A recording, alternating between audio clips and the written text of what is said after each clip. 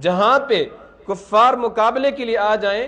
تو پھر ان کو دعوت نہیں دی جاتی، پھر دعوت ختم ہو جاتی ہے۔ ایک بندہ ہمارے مقابلے کے لیے آیا ہے، ہماری ماؤں بہنوں پہ ظلم ہو رہا ہے، ماؤں کی عزتیں لوٹی جا رہی ہیں، بہنوں کی عزتیں لوٹی جا رہی ہیں، بچوں کو یتیم کیا جا رہا ہے، عورتوں کو بیوہ کیا جا رہا ہے، لوگوں کے گھروں کو ڈھایا جا رہا ہے، مسجدوں پہ بمباری کی جا رہی ہو، قرآن کریم کو ٹکڑے ٹکڑے کر کے آگ کے اندر جلایا جا رہا ہو، وہاں پہ پھر دعوت نہیں دی جاتی، وہاں پہ پھر دشمن کا مقابلہ کیا جاتا ہے۔ اور دشمن کا مقابلہ کرنے کے لیے ایمان کی ضرورت ہوتی ہے۔ جب انسان کے دل کے اندر ایمان ہو، جب انسان کے دل کے اندر غیرت ہو، جب انسان کے دل کے اندر جذبہ ہو، جب انسان کے دل کے اندر احساس ہو، پھر دلائل کی ضرورت نہیں ہوتی کہ مجھے دلیل دکھاؤ کہ جہاد فرض ہے یا نہیں ہے۔ جب انسان کے دل کے اندر غیرت ہے تو پھر وہ دیکھے گا یہ مظالم جو بچوں پہ ڈھائے جا رہے ہیں، قرآن کریم پڑھتے ہوئے بچوں کو شہید کیا جا رہا ہے، مسجدوں پہ بمباری کی جا رہی ہے، بچوں کو قتل کیا جا رہا ہے، چھوٹے چھوٹے بچوں پہ ظلم ڈھائے جا رہے ہیں،